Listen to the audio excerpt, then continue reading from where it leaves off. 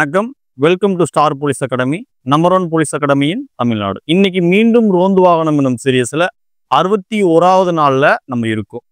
61வது நாள்ல எதை பத்தி நம்ம பார்க்குறோம் அப்படின்னா, லீகோசைட்ஸை பத்தின கான்செப்ட், ஈசினோஃபில்னா என்ன, பேசோஃபில்னா என்ன, இதை பத்தி நிறைய கான்செப்ட் இருக்கு. இதெல்லாம் தொகுத்து ஒரு கண்டென்ட்டை நம்ம கொடுக்கும் பொழுது இதுல இருந்து கேள்விகள் அதிகமாக அமைஞ்சிருக்கு.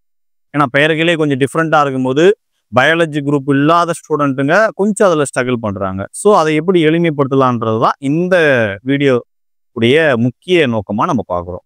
நமது ஸ்டார் போலீஸ் அகாடமியில் எஸ்ஐ மற்றும் பிசி மாணவர்களுக்கு உண்டான மாணவ சேர்க்கை தொடர்ந்து நடைபெற்று கொண்டிருக்கிறது. மேலும் தகவல்களுக்கு ஸ்க்ரீனில் உள்ள எண்ணை தொடர்பு கொள்ளவும். வாங்க, இன்னைக்கு உண்டான 61வது நாள் எஸ்ஐ ஸ்டூடெண்ட்ஸுக்கு உண்டான 100 நாள் திட்டத்தில் இந்த 61வது நாள் பயிற்சி திட்டமா நம்ம இன்னைக்கு பார்க்குறோம். வாங்க, அதுக்கு உண்டான கான்செப்ட் நம்ம பார்க்கலாம்.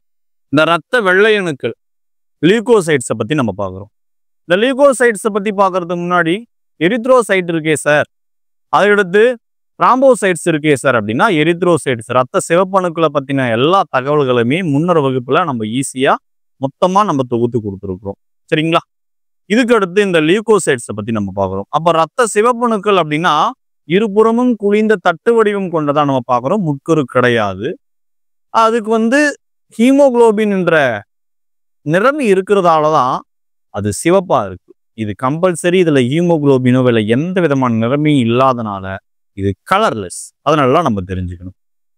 இது என்னென்ன இடங்கள்ல இருந்து அதிகப்படியா உற்பத்தி ஆகுது. இப்ப ரத்த சிவப்பணுக்கள் எடுத்துன்னா எல்லாருக்குமே தெரிஞ்சது போன் மேரோ, எலும்பு மஜ்ஜையில உற்பத்தி ஆகுது. அது அழியிற இடம் கல்லீரலில் பகுதியளவும் மண்ணீரலில் பகுதியளவும் அழியுதுன்றது எல்லாருக்கும் தெரியும். ஆமா தானே?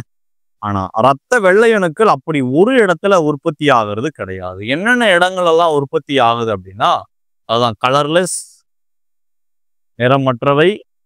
என்னென்ன இடத்துல உற்பத்தி ஆகுதுன்னா bone marrow, spleen, thymus, lymph node. இந்த 4 இடங்கள்லையும் தான் ரத்த வெள்ளை அணுக்கள் அதிகப்படியா உற்பத்தி ஆகுது. சரி சார், இந்த ரத்த வெள்ளை அணுக்கள் எதுக்குதான் யூஸ் ஆகுது? ஒருவேளை மனுஷன் வெள்ளையா இருக்கிறதுக்காக யூஸ் ஆகுது அப்படின்னா கிடையாது. நம்ம நாட்டை பாதுகாக்கிற சோல்ஜர்ஸ், இராணுவ வீரர்கள் எப்படி ரொம்ப முக்கியத்துவம் வாய்ந்த எதிரிகளிடமிருந்தும் அயல் நாட்டினரிடமிருந்தும் நம்மளை பாதுகாக்கிறாங்களோ அதே போலதான் ஃபாரின் பார்ட்டிகல்ஸ், நுண்ணுயிரிகள், நுண்கிருமிகள், இதுல இருந்தெல்லாம் நோய் நுண்கிருமிகள் இடத்துல இருந்தெல்லாமே மக்களை, மனிதனை பாதுகாக்க, உயிரை பாதுகாக்கிறதா இந்த ரத்த வெள்ளை அணுக்கள் லீகோசைட்ஸ்னு பயாலஜிக்கலா அதுக்கு நேம் இருக்கு. அதனுடைய முக்கிய பணியை நம்ம பார்க்கிறோம். சரி, இது என்ன வடிவம் கொண்டது? அது இருபுறம் குளிர்ந்த தட்டு வடிவம் சொன்ன இல்லைங்களா? இது என்ன வடிவம்? அமீபா இருக்கு இல்லையா? அந்த அமீபாய்டு ஷேப்னு நம்ம சொல்லுவோம். வடிவம் என்னது? Amoeboid shape. அதனால அது அமீபா போன்று நகரக்கூடியது என்ற ஒரு வரையறை இருக்கு. ஓகே சார், இப்ப எனக்கு தெளிவா புரிஞ்சிடுச்சு. அப்ப மனிதன் நோய்வாய்ப்படாம இருக்குன்னா நிறைய ரத்த வெள்ளை அணுக்கள் தேவை. அதுதான் கிடையாது. அதிகமா அளவுக்கு மிஞ்சினால் அமிர்தமும் நஞ்சு என்பது போலதான் ரத்த வெள்ளை அணுக்களும் அதிகமா இருக்கக்கூடாது. அப்ப குறைவா இருக்கலாமா சார்? குறைவாகவும் இருக்கக்கூடாது. அதுக்குன்னு ஒரு லிமிட் இருக்கும் ப்ரோ. ஒரு அளவுக்கு தான் ப்ரோ அப்படின்றது போல ஒரு லிமிட் இருக்கும். அந்த லிமிட்டுக்கு உள்ளதான் அது இருக்கும். சரி, அதிகமான நோய் எதுனா ஏற்படுமா சார்னா, ஆம், நோய் ஏற்படும். என்ன நோய் ஏற்படும் அப்படின்னு பார்த்தா லியூகோசைட்டோசிஸ் என்ற நோய் ஏற்படும்.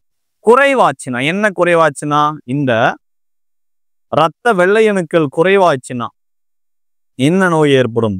லியூகோபினியா என்ற நோய் ஏற்படும். அதை பத்தி நம்ம பார்த்துடலாம். இதுவரையும் புரிஞ்சாச்சு இல்லைங்களா? இந்த ரத்த வெள்ளை அணுக்கள் லியூகோசைட்ஸ் இருக்கு இல்லையா?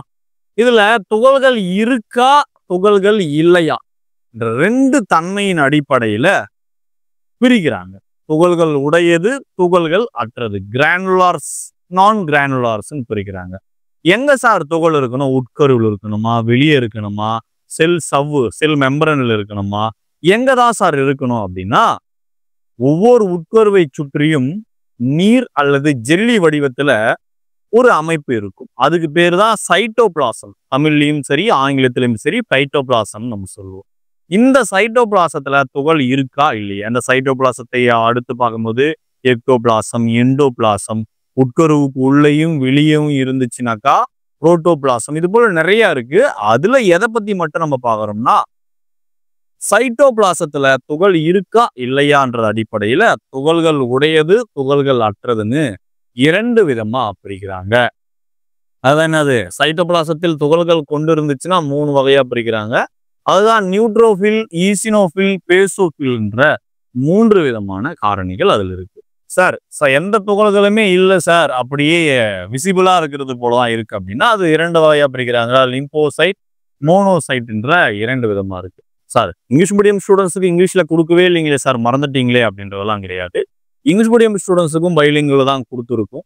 என்ன இருக்கு சரிங்களா? ஒயிட் பிளட் செல்ஸ், கிரானுலார், நான் கிரானுலார்ஸ் இருக்கு. This contains granulars in cytoplasm 3 types: neutrophil, eosinophil, basophil. Non-granular cells, they are non-granulars in cytoplasm 2 types. என்னது? அதுல இருக்கக்கூடிய லிம்போசைட்ஸ், மோனோசைட்ஸ் என்ற 2 விதமா பிரிக்கப்படுது. இதுவரையும் புரிஞ்சாச்சு இல்லைங்களா? ஒவ்வொன்றத்தை பத்தி நம்ம பிரிக்கிறோம். இப்ப துகள்கள் உடையதுல இருக்கிற 3 வகையானதை மட்டும் நம்ம பார்க்கிறோம். சரிங்களா? என்னெல்லாம் இருக்கு? நியூட்ரோபிளாசம், அதுக்கடுத்து என்னது? இடையில ஈசினோஃபில், நியூட்ரோஃபில், ஈசினோபில், பேசோஃபில் என்ற 3 விதமா இருக்கு. இந்த 3 விதத்தை பத்தினா நம்ம 1 by 1 நம்ம பார்த்துடலாங்களா? வாங்க பார்த்துடலாம். நியூட்ரோஃபில் அப்படின்றது என்ன? அது எவ்வளவு அளவு இந்த ரத்த வெள்ளை அணுக்கள்ல காணப்படும் அப்படின்னா, they founded 60 to 65% of the total white blood cell. மொத்த ரத்த வெள்ளை அணுக்கள்ல 60 to 65% இது வந்து காணப்படும். இது எப்ப இதனுடைய எண்ணிக்கை அதிகரிக்கும் அப்படின்னா, இன்ஃபெக்ஷன் ஆர் இன்ஃப்ளமேஷன், வீக்கத்தின் போதோ நோய் தொற்றின் போதோ இதன் எண்ணிக்கை அதிகரித்து காணப்படும். அதுதான் their number increase during infection and inflammation. இந்த பிக்சர்ல பார்த்தாலே நமக்கு புரிஞ்சிடும். எதையாவது ஒரு நோய் தொற்று அவனுக்கு ஏற்படுதோ அல்லது ஏதோனும் ஒரு காரணத்தால அவனுக்கு உடல்ல வீக்கங்கள் ஏற்பட்டு இருக்கு அப்படின்னா, அவனுடைய உடல்ல இருக்கிற ரத்த வெள்ளை அணுக்கள்ல என்னது? நியூட்ரோஃபில் அதிகரிச்சு காணப்படும். எப்போ அதிகரிக்கும்ன்றதை நம்ம பார்த்துட்டோம். இதுவரையும் புரிஞ்சுதுங்களா? நெக்ஸ்ட் ஈசினோஃபில்ல பார்க்குறோம். ஈசினோஃபில்ன்றது வடிவேல் சார் காமெடியில சோனா பானான்ற மாதிரி இருக்கு. அது விஷமா அப்படின்றது போல எடுத்து குடிச்சிருவாங்க இல்லையா?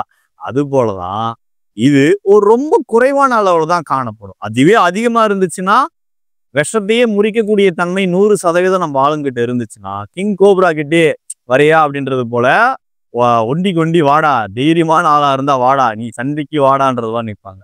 அப்ப இது எவ்வளவு அளவு காணப்படும்? டீடாக்சிபிகேஷன் நம்ம சொல்லலாம். நச்சு முறிவை ஏற்படுத்துறது, ஒவ்வாமையின் போதும் இது ஏற்படும்.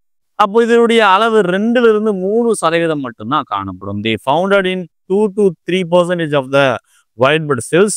Their main functions is detoxification. இதனுடைய முக்கிய பண்பு என்ன அப்படின்னா, நச்சு அழைத்தல் அல்லது நச்சு முறிவினை ஏற்படுத்துறதுதான். சின்னதா எதனா ஒரு தேலோ ஒரு புறானோ ஏதோ சம்திங் ஏதோ சின்னதா லைட்டா கடிக்கும் போது அது நச்சு முறிவை ஏற்படுத்தும். சின்ன பச்சிலம் குழந்தை பிறந்த ஒரு 4 நாள் ஆகின குழந்தைய ஒரு தேல் கடிச்சா மிகப்பெரிய ஒரு பாதிப்பு, மிகப்பெரிய ஒரு அபாயகரமான நிலைக்கு ஏற்படும். அதுவே நம்மளை கடிச்சா ஏற்படும் தான், ஆனா உயிர் போகிறதுக்கு உண்டான சாத்தியக்கூறுகள் சிகிச்சை அளிச்சா கிடையாது. அது போல இந்த டீடாக்சிபிகேஷன்ற நச்சு முறிதலை இந்த ஈசினோஃபில் ஏற்படுது. அதுதான் அங்க ஷார்ட்கட்டை நான் கொடுத்துருப்பேன். ஈசினோஃபில்ன்றது விஷத்தையே ஈஸியாக்குற ஒரு தன்மை தான். ஆனா நம்ம குறைந்த அளவு தான் காணப்படும், 100% இருக்காது. அது நல்லா தெரிஞ்சுங்க. சரிங்களா? அதுக்கடுத்து நம்ம எதை பார்க்குறோம்? பேசோஃபில்ல நம்ம பார்க்குறோம். இந்த பேசோஃபில்ன்றது என்னன்னா, they are founded in 0.5% to 10% தான் இது காணப்படும். என்ன பண்ணும் அப்படின்னா, இந்த flushed out chemical that cause inflammation. வீக்கம் ஏற்படுது இல்லையா? இப்போ நமக்கு எதுனா ஒரு தீக்காயம் பட்டு ஒரு பபிள்ஸ் மாதிரி ஒரு கொப்பளம் ஏற்படுதுன்னா கூட உள்ள ஏதோ ஒரு நீர் இருக்கும். ஆமா தானே? இப்போ வீக்கம் ஏற்படுதுன்னா கூட வீக்கத்திற்குண்டான ஒரு வேதிப்பொருட்களை வந்து சுரக்கிறது தான் இதனுடைய வேலையா பார்க்கப்படுது. அது கை கால் எங்க வீங்கினாலுமே சரி, அதான் வீக்கங்களை உண்டாக்கும் வேதிப்பொருட்களை வெளியேற்றும் முக்கியமான ஒரு பொருளா நம்ம பார்க்கிறோம். இது புரிஞ்சுதுங்களா? அதுக்கடுத்து துகள்கள் அற்ற செல்களை நம்ம பார்க்குறோம். ஆல்ரெடி நம்ம சொல்லிட்டோம். துகள்கள் அற்றது எத்தனை வகையா இருக்கு? 2 வகையா இருக்கு. என்னென்னது? 2. அது என்னது?